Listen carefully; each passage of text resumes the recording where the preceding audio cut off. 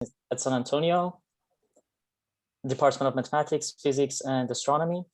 He did a bachelor in physics at UNAM, the National University of Mexico, with a thesis on the theory and experiments of solitons in water. He did a PhD in CSE and mathematics at the Institute for Computational Engineering and Sciences of the University of Texas at Austin, working on math and computational modeling of electron transport in semiconductors by means of discontinuous color-working methods for Boltzmann-Poisson under the advising of Professor Gamba. He also worked as a postdoc researcher at TU Vienna Institute for Analysis and Scientific Computing on deterministic and stochastic numerical methods for Boltzmann-Poisson models of collisional electron transport under the advising of Professor Heitzinger.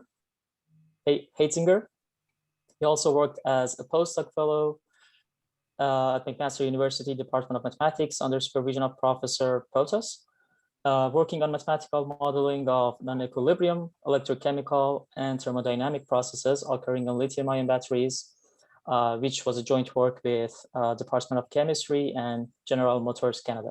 So today he's going to talk about his research at McMaster University, which is inverse problems in electrochemistry. So let's thank Professor Models for accepting our invitation, and you can go ahead. Thank you very much, Oresta. I am very happy to having been extended invitation, and very happy to visit McMaster, even if virtually, by this method. So let me share my screen to start the presentation. Sure. Okay, yeah, and I think I'll, does it look okay for everybody? Yes. Okay. So as Vesta mentioned, I'm going to talk about inverse problems in electrochemistry, which was work that I did as a postdoc in McMaster and still some undergoing projects. So this work is done in collaboration with William Cahn, former postdoc of Bartek, Smita Sahu, who is a postdoc of Jamie Foster, both from Portsmouth, Sergey Krachkovskiy, and Gillian Goward, which belong to the Department of Chemistry in McMaster, and Bartosz Protas, which of course everybody knows from the math department at your university. And this is an academic industrial collaboration with General Motors Canada and the aforementioned institutions. So I want to, well, basically I'm going to talk about the finished project and then an ongoing work in progress, but I want to set up a narrative in terms of what we're doing, why we do it, and different procedures and methodologies. So, I mean, of course, the context is that this is a graduate talk, and that's why I'm doing this slide. So perhaps the framework is more in terms of physical sciences, particularly in physics, as that's my background. But I'll just mention something which might be motivating, which is, well, physical sciences are informed by experiments, meaning that only the theory is not enough, no matter how beautiful it is. Of course, there are stories that Maxwell basically completed, you know, one of his equations just by symmetry. Well, knowing the information from Faraday experiments, that is a very nice, beautiful story. But of course, the ultimate judge for that was the experimental data. So you need a feedback from that. And also, well, I mean, some little snapshots of philosophy of science is that physical models of reality must be susceptible of being verified against experiments. Otherwise, they're not scientific. That's pretty much the definition of a scientific theory. And another thing is that, well, we'll never be completely sure that we have the actual physical laws, right? I mean, a physical model cannot be proved. It can only be falsified, meaning that you verify it and then perhaps at some point, maybe you'll find that it's incorrect against comparison with experiments, which is, you know, comment from Karl Popper, very famous. And there are some other comments from Economy of Thought. Ernst Mach was a philosopher and physicist in Vienna, which basically says that the reason we do science and physics is because we try to interpret and understand the world in very simple terms. So that's the economy of thought that we do, from abstracting reality into very simple principles, at least in physics. And then some other heuristic considerations like Occam's razor, which is that if you have two theories which have the same agreement, in the same order with the data and the experiments, the best choice heuristically is to start with the simplest explanation. So why am I doing this? Well, because comparison with experiments is commonly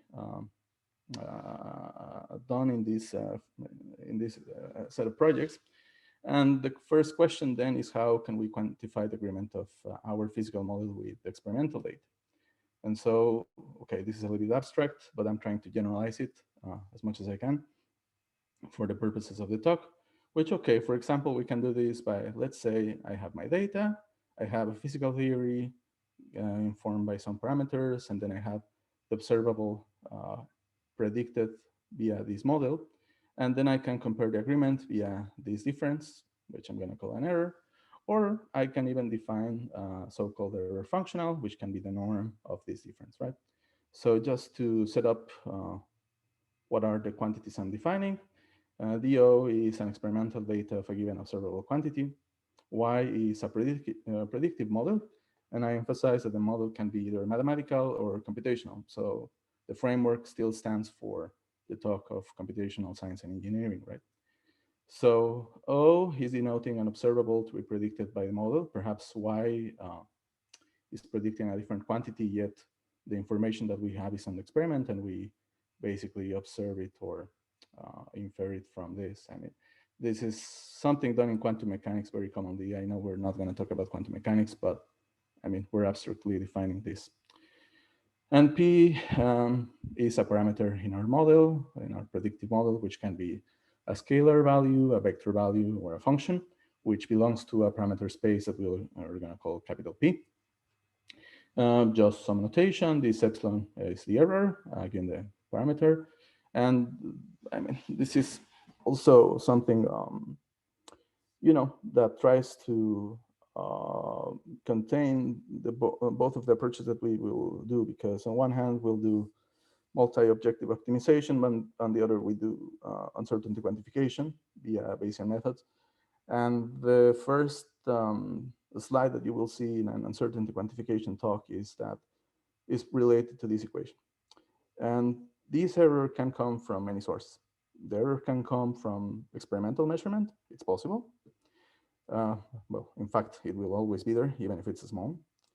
And the error can be in the theoretical model. Maybe it's an approximate model, and you know that beforehand. Or it can also come from its computation. Maybe the model is good, but you use finite difference or some other thing, and you know. So this is incorporating the three sources of errors in a way. Alternatively, J of P, which is the error functional, based on the which is taken as a function of the parameters, has to be chosen adequate to the problem, right? So of course, well, I here used a little L2 or LQ notation, where let's say we take Q equal to 2. This is basically a least squares optimization. This is not the only choice, of course. Q can take any other value, or we can even be outside the LQ setting. You know, I mean, I'm not working right now in Wasserstein metrics, but if you hear some talks on machine learning, it is known that lately the Wasserstein metric is commonly used for machine learning, because what you do is basically optimal transport of comparing different probability distributions. So I'm just trying to expand the mind in terms of, like, you have to choose what is adequate for the problem that you're solving. So the approaches, well, again, the slide is not comprehensive. It's just trying to point out what we need for the rest of the talk, and it's trying to set up a narrative, right? So that's why I'm giving very short information into the possible approaches. Say we have forward modeling, right? In the forward modeling, we have the data, the model, and the parameter, which is informed, let's say, from experiments as well, right? We might know them from tables, etc. And so what we're going to do is to compare the prediction of the observable quantity given our model informed by the parameters against the observed data in that quantity. So that's a forward modeling setting. In the inverse modeling setting, what you're going to have is, of course, experimental data. You have a model available. And what you want to do is to infer a parameter choice that will minimize this error or this error functional. without overfitting below the experimental measurement error. So that's important. And something also very important to observe is that there might be multiple solutions to the problem. I mean multiple local minimizers, right? So the solution might not be unique. And yeah, I mean, maybe I'll just emphasize another point, which is that this approach is useful to perhaps infer where the model is failing. Let's say that you are trying to infer a diffusion coefficient and you end up observing that the choice of that diffusion coefficient, which is the parameter that you're looking for, is negative. Well, then that is bananas. I mean, you would expect a non-negative diffusion coefficient, so there's something weird. So this is the context in terms of the verification and falsification in which we're understanding these optimization procedures.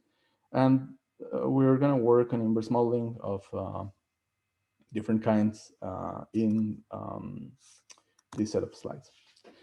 So the first problem that I want to present is the inverse modeling of solid state transport of lithium into porous graphite electrodes. Again, well, this particular work was in collaboration with Will, Jamie, Sergey, Gillian Goward, and Bartosz Protas. Gillian and Bartosz are the PIs of the projects of this talk. And the setup is this. So, well, okay, just comment, it was published in Electrochemical last year. And you have a setup where you have a device in which on one side you have the electrode, where you have graphite particles and electrolyte. And on the other, you have the separator, which is an insulating material. And the goal is to develop a mathematical model to describe solid state transport. The notation is also solid state diffusion. It's called like this sometimes. I would prefer to stick it to this notation because we might explore models different from diffusion, but never mind. I mean, just keep in mind that this is notation for this phenomenon. During the ion intercalation, and the goal is to compare different models. So Fick's law, with which can have either a constant or concentration dependent diffusion.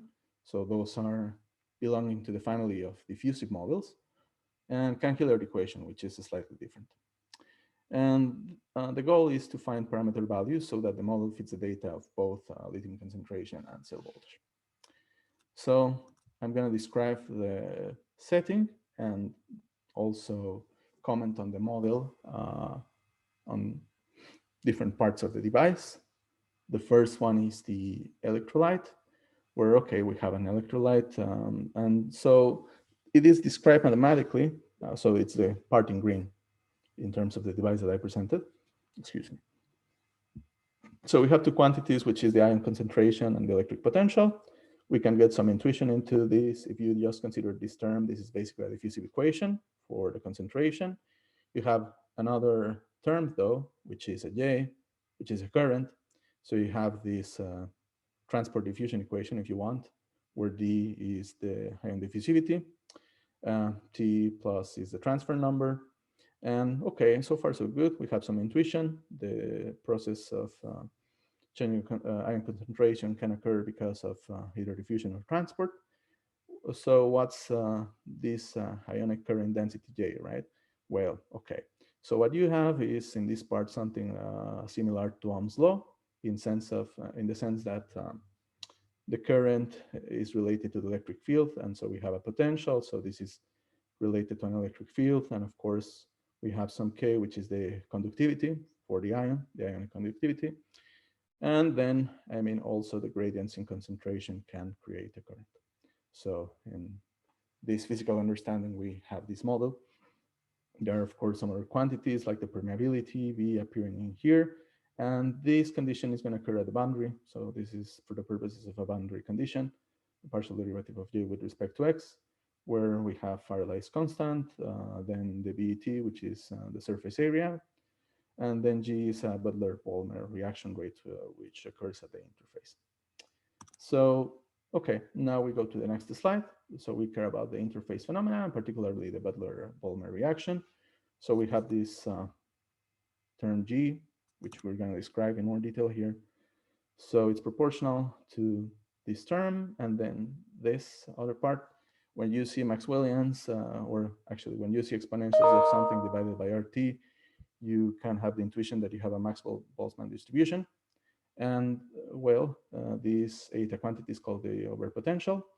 Now notice that all this happens at the boundary, so that's why you have evaluations at R equal to A over here.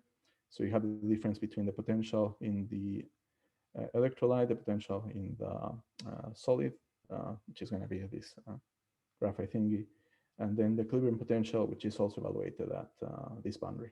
Okay, and well, this is coming from physics, etc., etc. So, well, here you have the difference between the concentration in the ion versus the concentration in the solid at the boundary, etc., square root. Well, I mean, this exponent is not always 1/2.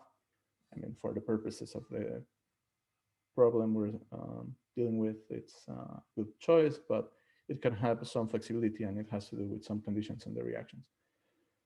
But okay, so that's at the boundary, and now the solid particles, right? So we mentioned that they're made of graphite, and there is some lithium intercalation. Of course, this is a physics idealization, but we're going to assume that all particles are spheres of radius A. So you have this sort of periodic setting, and this is the x direction, and phi s is the electric potential in the solid, which, I mean, it also obeys an Ohm's law. So you have the current, then you have the electric field, then you have the conductivity, and this is matching the condition in the boundary. So, okay. Okay, sorry, I'm getting too many emails. I apologize. Basically, we want to understand what happens at the microscale, and that's not easy to observe directly experimentally. So you can, based on the measurements that you have, you want to infer what is happening at the microscale, essentially. And you have two models into how this lithium intercalation is happening in the graphite for the solid state diffusion. And one of the possible models is basically diffusive model, which we're going to call Fick's law. And the Fick's law can have either a constant diffusion or a concentration dependent diffusion. So the reason this is highlighted in blue is because we are going to allow eventually in our family of diffusive models to not only consider the constant diffusion case in the solid phase, but also the concentration dependent one. And if you look at this, this is basically a diffusive equation in spherical coordinates where you have the concentration dependent diffusion coefficient. The other model is so-called Cahn-Hilliard equation. So this was proposed by Basant and his collaborators some time ago. If you're an applied mathematician, you might be familiar with the Cahn-Hilliard equation because this is a model used for basically how bubbles expand. So you have two different phases. Let's say you have the bubble, right, and the air. And so you have this change in this phase. Well, in this case, the phase is continuous, where basically it goes from 0 to 1 maximum value, which we're going to call Cmax. If you normalize the variable, this is going from 0 to 1. And well, if it makes it more intuitive to understand, in this model, you have, well, this free energy, you have this term. If you actually make these two coefficients equal to 0, actually, this other model is included as a particular case.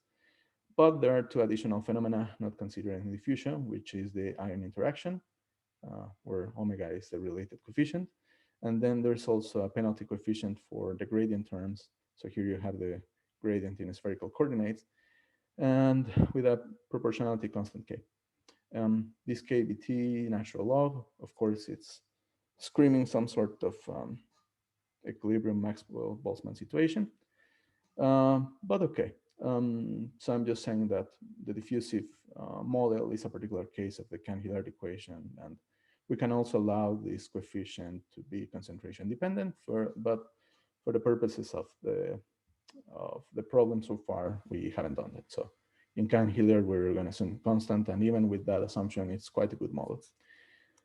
But okay, so we need an extra equation to account for side reactions, and loosely speaking, this is what happens. So when you are at the interface, you have some filtering of the lithium into the graphite. And ideally, you would expect that all would enter the material, but that might not be the case. So only a fraction might enter. That fraction is defined by this omega. And so, okay, we have a boundary condition at the interface. Okay, this has the face of boundary condition. We have the Butler-Bolmer thingy, and then this factor is a proportion of how many particles enter.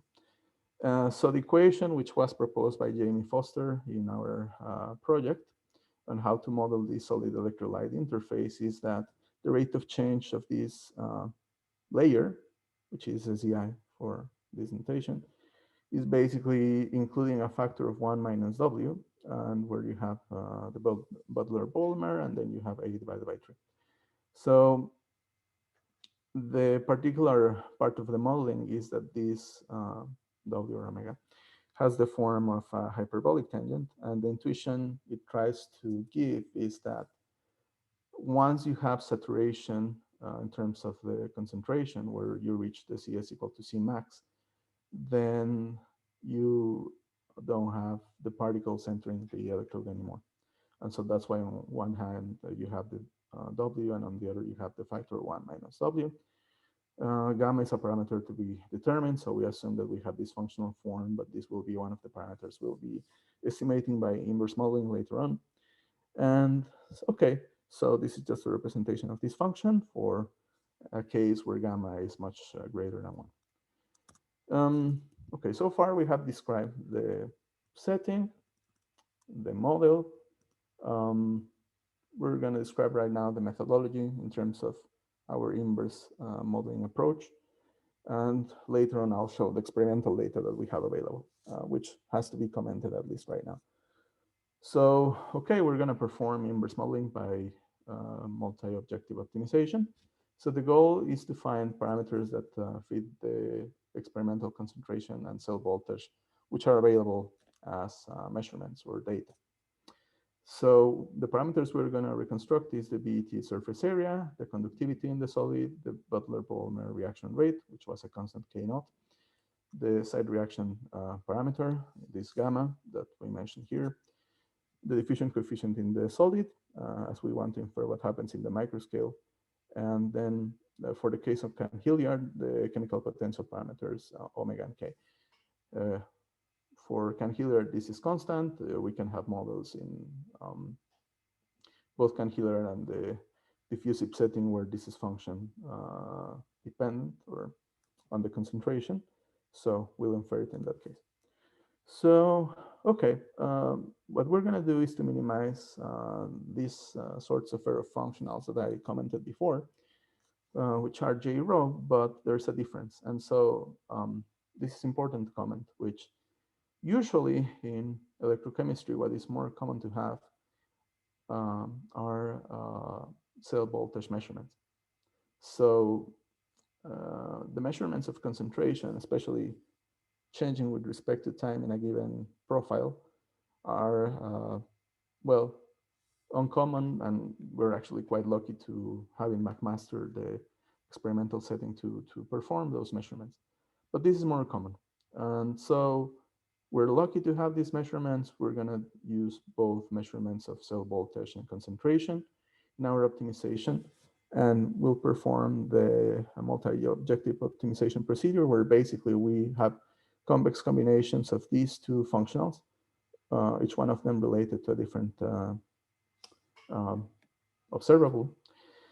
And you're going to change the value of this coefficient rho, which is making the convex combination basically from 0 to 1 or from 1 to 0, to observe the impact it has in the inferred parameters. So rho can change as a convex combination between 0 and 1. When we introduce a factor of 10 to the minus 4 in J phi in order to make them commensurable. I mean, if you normalize the quantities, they would be the same order, but this is just a shorthand for this. And so you have the concentration functional, the voltage functional. So the concentration is XNT dependent. In fact, well, first of all, because those are the measurements that you have available. Second of all, what we're going to do is to infer in our model the average concentration of the particle by performing an integral in the radial variable to have this average concentration in each one of the particles, and then the function is XNT dependent. And well, we perform this integral in X and T. The cell voltage functional is simpler behind this normalization, and notice that I normalize by the size of the domains. I have this difference between the available data and then the voltage predicted by the model at the boundary of the device for time. And usually you would have to consider a contact resistance. Actually, what happens is that we make it equal to 0 at some point, well, in our model. So it will be this difference, and notice that I'm using the square of the L2 norm. So in some sense, this is least squares fitting, but it is for the case of functions. So, okay. I have described what is the function that I'm going to work on, that I'm going to change in this convex combination row from actually 1 to 0. And here is the data that I have available. Well, one of the sets of measurements that I have, or that we have. So what we have is the profile of concentration in a 1D domain changing over time. That's why in this functional, we have this function of two variables, right? We have it at different times. In fact, I mean, instead of the integral, we'll have a sum. So we have different locations in the 1D domain. Then we have an evolution in time at discrete times over here. Notice that in the measurement, basically for small times, this profile almost stays constant. And then there is a time that you have these differences. So that's being mentioned because at some point there might be a challenge for some of the models to reproduce this differentiated profile at some times. It's also important. So this is representing basically a normalized concentration in the solid at different times over a 1D domain. It's also important to show a histogram related to these measurements, where at each one of the times, we indicate which span of solid concentration measurements we have available. And so the reason this is being done is because you might notice that higher concentrations are not present at some point. So if you basically make the threshold this one, you'll notice that there is no data on this side. And that will be important later on for the results and the diffusion coefficient, et cetera, et cetera. But okay, you see the span of concentrations available at different times. This is the other data that we have, which is, again, more easily obtained in the labs as opposed to the other one, particularly this part, because this is just an integral performed over this measurement. So what we do is to integrate over the domain and at each time present the total amount of lithium intercalated into graphite. We also make a linear fit to the initial data points to show that there is a change in slopes at some point regarding this rate of intercalation with respect to time. And this is the more common cell voltage measurements of how it behaves with time at some boundary of the domain, has this dependence. And okay, so far so good. I have presented the measurement data that I have available, the model, the setting. I'm going to present a further approximation that we make at some point in the model. So, okay, this is an abstraction of the experimental setup where we have in the device a current collector, we have the anode, we have a separator, which is acting as an insulating material, then the electrolyte, and then the lithium metal. So the reason this is presented is because, well, if you're familiar with homogenization, you have models which basically simplify the description by looking from far away, which are common in periodic structures, et cetera, et cetera. And particularly with our particle model, where we assume that the particles are spherical of a constant radius a. What we're going to do is say, well, okay, this problem is periodic. We look it from it far away.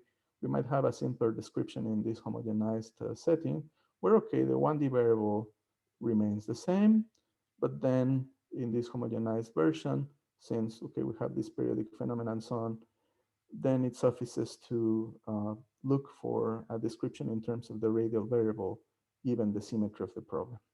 So this is called like a pseudo 2D domain, if I remember correctly.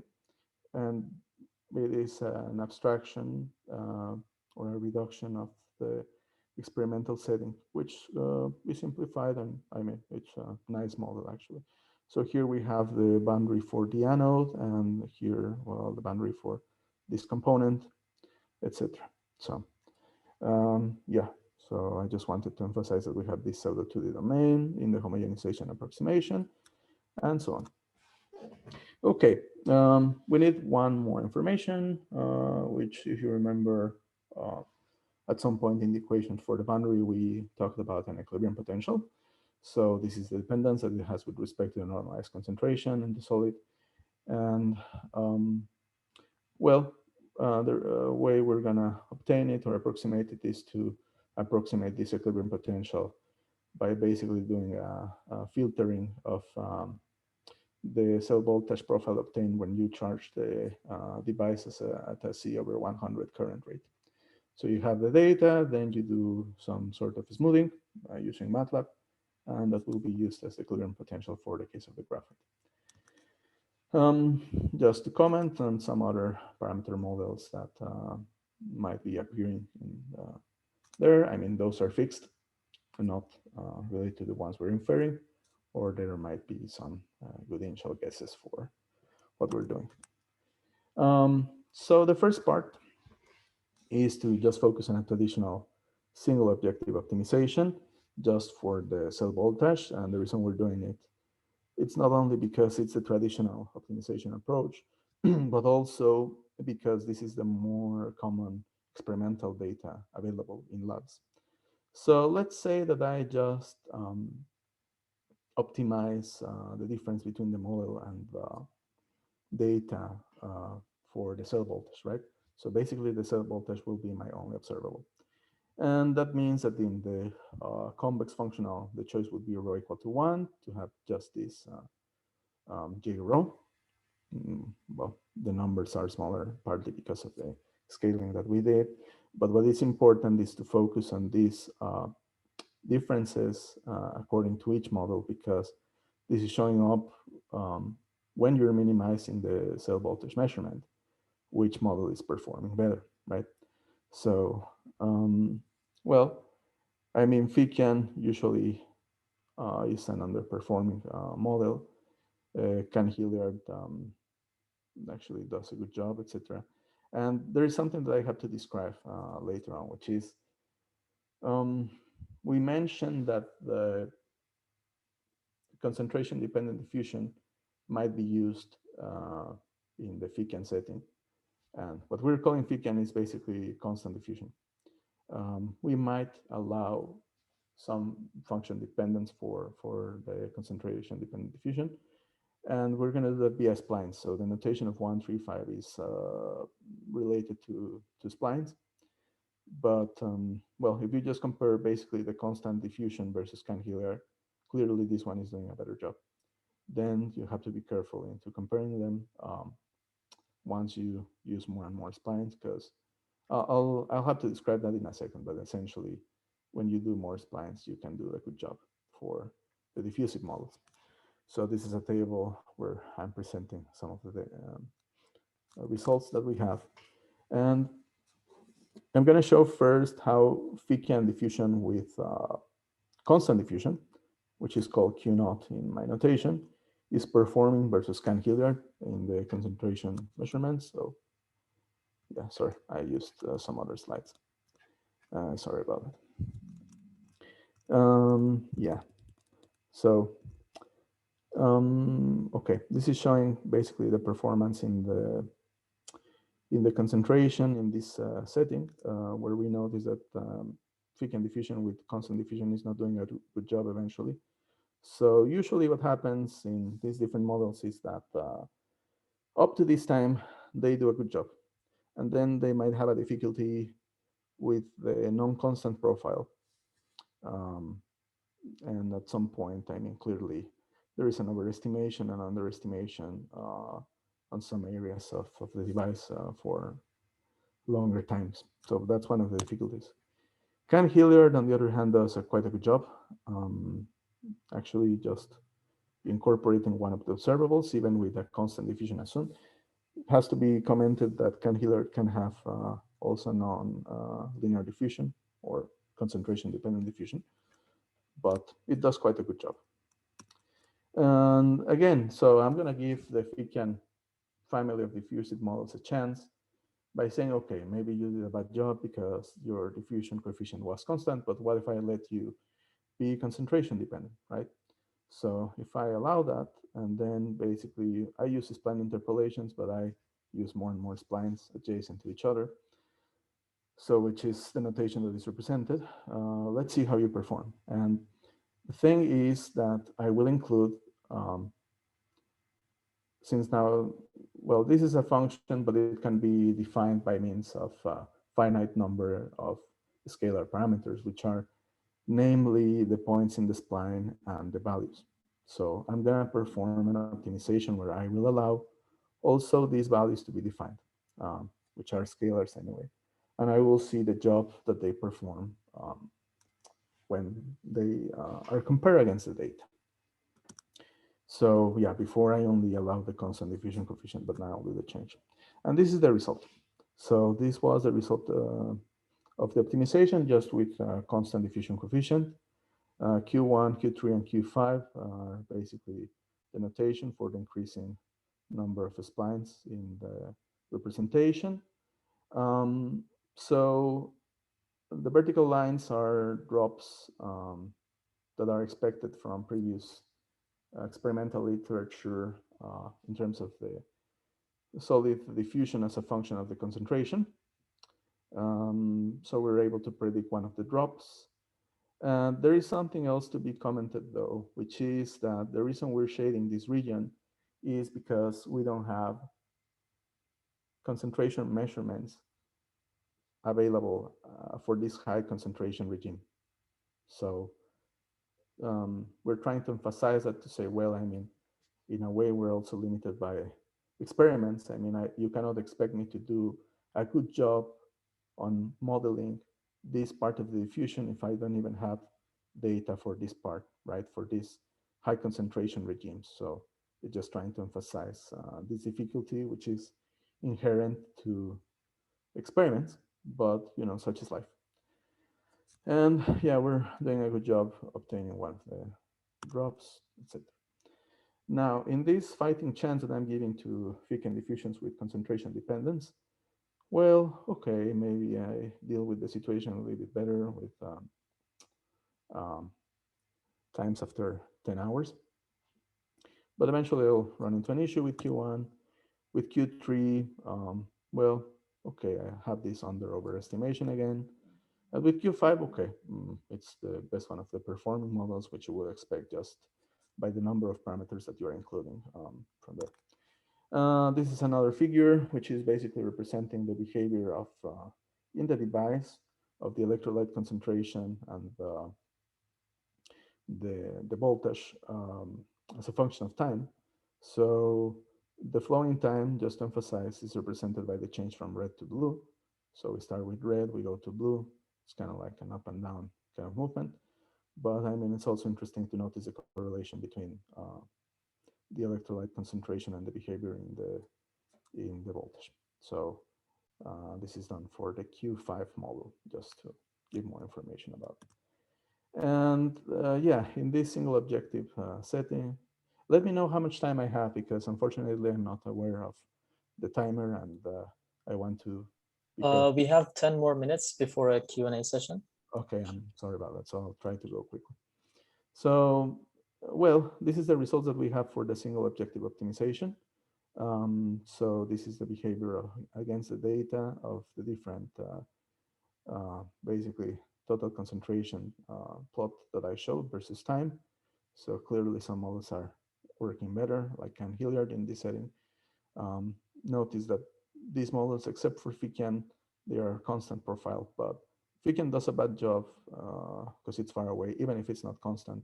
And these ones are close in the area, but it's kind of weird that they're performing. Well, it's actually understood why. It's because of the modeling that they would assume this constant profile for later times. This is a behavior inside the particle of basically the normalized concentration versus R over A, which goes from 0 to 1, basically for the diffusion model, the Cahn-Hilliard model, and then the Q5. So this is showing that basically diffusive model with constant diffusion coefficient cannot reproduce these fronts where you have two different phases, as Cahn-Hilliard, which is designed for that reason, can. And Q5 up to a point can do a good job. So I'll go faster because I have to talk about the multi-objective optimization, where I include the two functionals, both of concentration and voltage. So row 9 is the limit case, because what happens is that I start the optimization at 0 and then go to 1. And then it kind of like gets better and better because it's using the information from the previous optimizations and this meshing from 0 to 0.9. So in this case, we have a complex combination of these two. These are the results. Cahn-Hilliard always does a good job. You can increase your accuracy by using Q5, etc. And so, well, actually, there is one place where Q3 performs better, but it's fine. So this is the representation of the optimization in the so-called Pareto fronts, where in this functional space of concentration and voltage, for the given values of rho, we see the behavior in both functionals in this space. So notice that going from 0 to 1 makes this path. So this is kind of expected at this point. The big jump is when you go from 0.9 to 1. And Fickian is basically the worst of the models because it's far away. These ones are close. Cahn-Hilliard does a pretty good job, although it's noticeable that at some point with the Q5 model, you can be in the same region, right? I mean, if I look for the value between 0.9 and 1 that it's basically matching, maybe I would be in this regime. So, I mean, of course, these are discrete jumps and I'm just joining the data with lines, but I mean, at least one of the models is kind of like in the zone of Cahn-Hilliard. And the error is not represented in the voltage because it's very small compared to the ones related to this match. The error for the concentration is indeed represented by this vertical line, so we're far away and we're not overfitting. So the Fickian diffusion, again, unfortunately, does a bad job when the diffusion coefficient is constant. Cahn-Hilliard probably is going to do a better job now, that basically using like all the pieces of the information. If you now allow Q1, Q3, and Q5, well, it performs better. That's true. Here you have a little underestimation, but it's doing a good job. And these curves are zoomed out for the total concentration versus time because it's hard to distinguish it. I mean, Cahn-Hilliard is very close to the data. There are some other curves that do a good job there. Fickian is doing a bad job. Again, Fickian is far away, even if the profile is not constant. Most of these models predict a constant profile for later times, except for the, I mean, there was one, basically the Q3 that can reproduce like some drop and not be constant. So even though it's not the model with the most splines. And again, the profiles, Fickian does a bad job with the profile setting. You have the comparison Cahn-Hilliard. This is the diffusivity curve against normalized concentration. We're able to predict one of the drops. Again, we have the unfortunate difficulty that we don't have measurements of concentration beyond this value. And this is a comparison of the diffusive curve, including some procedures by Berker and Berbrugi, and the Levy and Ecker curves in the literature for diffusion.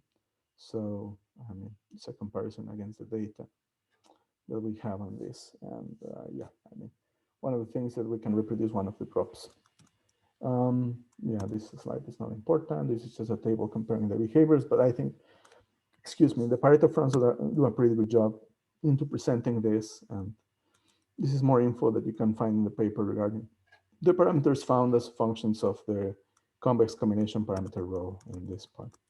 So yeah, I'm not finished, but at least I want to comment on the first part. I mean, the most important conclusion is, of course, that inverse modeling is being useful not only to basically infer the parameters, but also to basically see which limitations each model has. Because the conclusion from this study is that basically Fickian diffusion with a constant coefficient is not enough. It's a limited model for this. And then Cahn-Hilliard is doing a pretty good job, but you also, I mean, can have a fighting chance for diffusive models if you allow them to be concentration dependent. So the thing, and this is related to the economy of thought comment, is that basically Cahn-Hilliard is doing it with less information, with at least less number of parameters.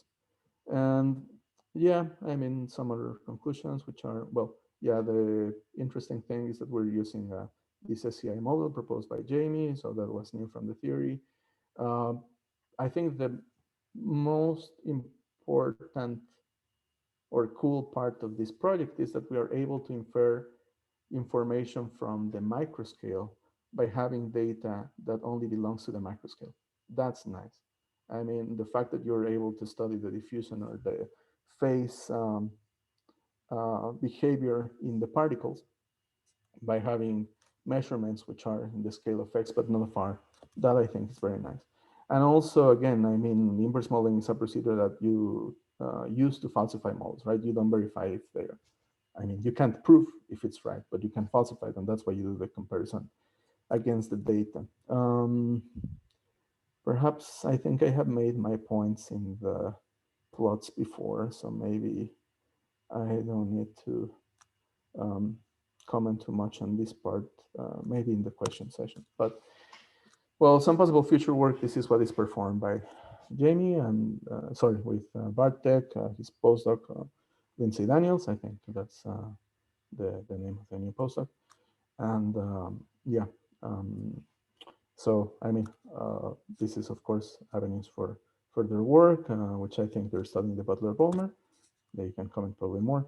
And just to give a snapshot of the current problem we're facing, well, we're basically comparing different models for all these phenomena using Bayesian estimation on the regimes, well, on an asymptotic regime. So this is a schematic, more beautiful, of course, of the new device. So this is in collaboration with Smita, Jamie, and Bartek. We have the Newman model, which was partly what was presented before. So this is relating both the electrolyte and the solid. I mean, it's not so focused on diffusion, right?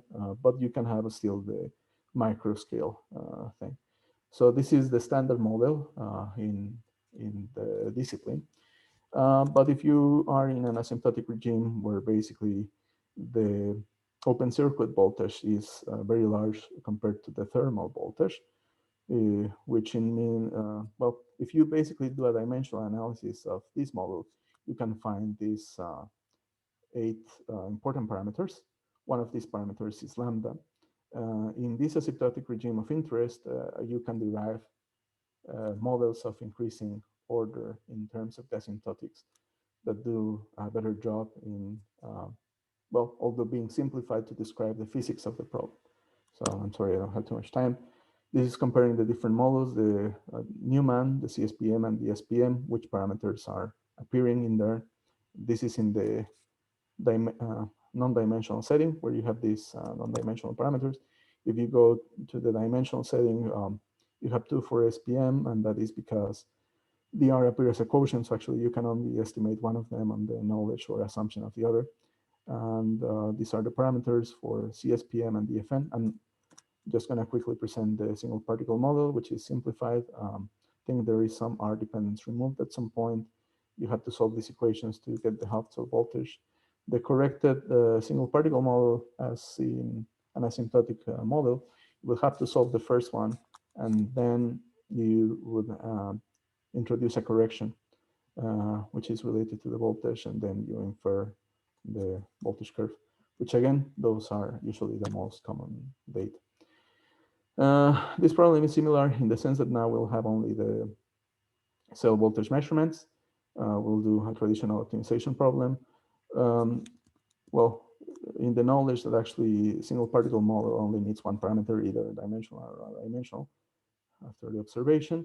This one is easy to solve. I mean, that for that, you don't need any Bayesian framework. I mean, you just need a forward solver and time and patience. And so this would be the result.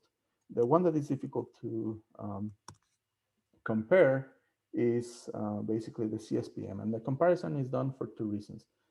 The first one is to see if in the low charging rate scale, I mean, actually what is known is that the different models would do a good job anyways, regardless of the choice of the parameters. And then later on, going to a higher charging rate, you might have difficulty of a model to fit the data.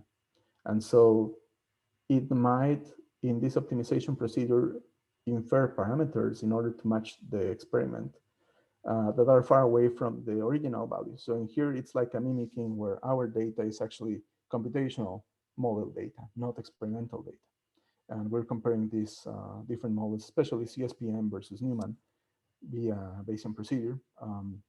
I'll just comment, the Bayes theorem comes from probability distributions, but basically having an understanding of this framework in the sense that you have a prior belief of parameters, then you have the law of conditional probabilities, and then after you have new information coming from the data, let's say experimental or computational, then you have a new estimation or a posterior distribution given the information that you have. The problem is that this factor is very hard to compute, and usually you do a ratio in order to avoid this computation. So you have taken a Bayesian statistics course, you probably have heard this. This is the functional, or sorry, this is the likelihood function that we use. So, I mean, if you want, when you go back to the least squares that we have here, this is basically like a Gaussian, some sort of that in terms of this difference in least squares. And where the parameters are estimated to basically not do overfitting and to in the limits of the error, which in this case is a resolution error, to be confident of being in that zone. So we're just trying to take care of that to not overfit essentially. So the description of the Bayesian algorithm, the simplest one, which is microchain Monte Carlo or Metropolis Hastings, which is the simplest version. So you start with a prior distribution, then you look for, given you have your cell voltage curves, what is the difference between the voltage predicted by the model and the one, well, that you have as data. But looking at this difference as the argument of a function, which is going to be the likelihood, right? I mean, given your measurement, how likely is the model to work well for a given parameter choice? So that can let you distinguish good and bad choices of parameters. You need an initial guess, of course, for which the probability is not zero, which of course will be the Newman data. You'll apply a burn-in period, and then you have a proposal function into how to randomize this algorithm. And after you have a burn-in period, essentially what you do is to propose a candidate from the previous value. Then you compute this ratio, which is basically comparing which one is more likely between these two.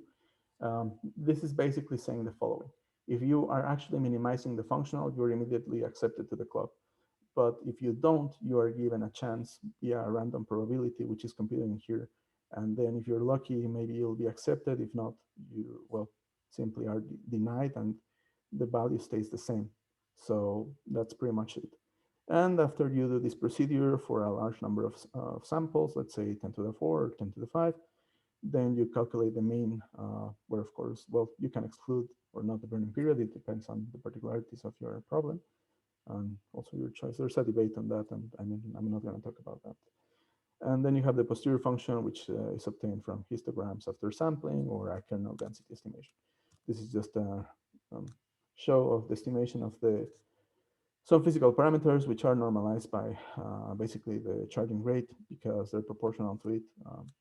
So basically, this is showing that for low charging rates, because this is 2C, 4C, 6C, and 8C, actually a good amount of parameters do a good fit. But once you go far away, you basically have a hard time to fit, and you might have to go far away from the Newman values, although we're still in the square is representing the initial values, which are the Newman values. So we're not making that much of a bad choice, but just harder to fit. This is just a representation of the histograms. for the different quantities estimated, which at this point, they're just the non-dimensional parameters with the associated error functional for different charging rates. And these are the cell voltage curves. It's again hard to get a good fit for high charging rates because it's the case of 8C. So for 2C, you don't have an issue.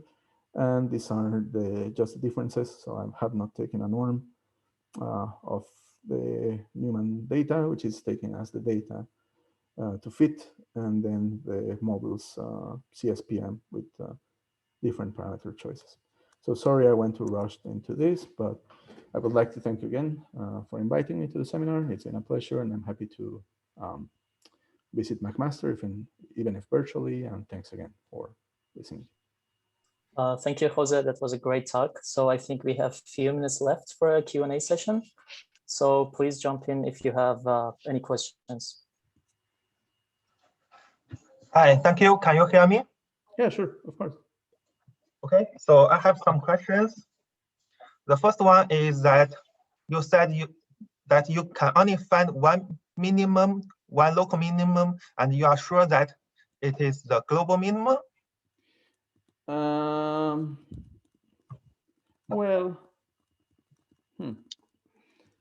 let's see. Of course, how can I say this? It depends on where you start and so on, but actually, I mean, you could see if this minimum is robust, meaning that if you could go far away and so on and so on. At this point, I think, I mean, of course, it's possible, especially when you go to basically high dimensions. But in the first inverse modeling procedure, I think the the minimum that we found was satisfactory, partly because of the data or the parameters that we expected, and yeah, that we were not far away. That's pretty much the answer I can give you at this point. The second question is about the chosen value of rho. You chose rho to be 0.9, I remember in your show. And from what I have seen in the graphs, that rho equals to 1 is significantly deviant from other values, like rho equals to 0.9, something like that. So why don't you treat rho equals to 1 as an outliner and drop it while choosing a smaller value of rho, because rho equals to... be done equivalently. That's, yeah, sure. That, of course, can be performed. In fact, we did it, yeah, in the verification. So basically, I mean, you could also work with a parameter. You define rho prime equal to 1 minus rho, right? And do the inverse procedure. So, I mean, this is, I think this is easy to understand in this fashion. For, let's say you start with rho equal to 0, right? And you increase it. Every time you increase it in, let's say, in the open interval, 0.9 or 0.99 or whatever, you're close to the values because you're building on previous information. So it's when you basically disregard one of the functionals and say, well, whatever, right? I'm just going to study one of them, even though I have considered the others before, where you'll have the big jump. But it's true that in principle, you could do the study backwards in a way. That actually we did. It's not in the paper, but we did it when we were checking the different values, etc. So yeah, it can. But the jump is basically, just understand that the jump is a product of disregarding one of the functionals by only. So considering this jump, this rho to 0.9 seems quite not good, because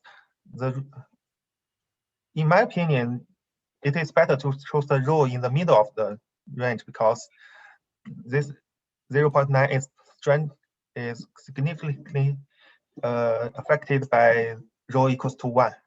No, I think you're misunderstanding what we did, because look, the values are changing from 0.1, 0.2, 0.3, etc., 0.8, 0.9, and then 0.1. Then we also did the procedure of basically going 0.9, 0.99, 0.999, etc., etc. So that has been done. So there is a jump when yes, rho is close to 1 to rho equals to 1. I mean, eventually when you disregard, so let's look at this picture, right? I mean, it's when there has to be some violent event when you completely disregard one of the functionals. If you consider both, then you're building again on previous information because you use that as initial guess, which is something that perhaps I did not comment, but you will not be far away. But regardless on the way you would walk the path, you will still, again, in the procedure that you propose, right? Let's go from 1 to 0 and then do that. I mean, the same phenomena will happen in a way because, I mean, this picture is describing it to you. At some point, since you're disregarding the functional, you're doing a good estimation in one of the values, but not in the other. And that's why the jump is happening. I understand. So this comes to the third question regarding the optimization function, the J. Yeah, the J row here. It seems that you are just do a weighted average of the two optimization objectives, JCS and J5. So you are choosing this to be the integration. So integration of the difference, integration of the squared difference. So why don't you make what happens if you make the JCS and J5 different, but still the same like JCS? Maybe you can leave out, you can give a weight to J, extra weight is not okay. So maybe you can change the square to the power of 4. What happens? I haven't done it. I mean, I'll be more than happy if you collaborate with us and we investigate, right? I mean, I would stop to say I mean, the choice is not a bad choice because you're doing at least squares fitting. Of course, there can be some other behaviors if you go to different norms. I haven't studied them, so I have no information in terms of what would happen. Okay. But yeah, would be interesting, of course. Okay, thank you so much for your answer. Sure, of course. So are there any other questions?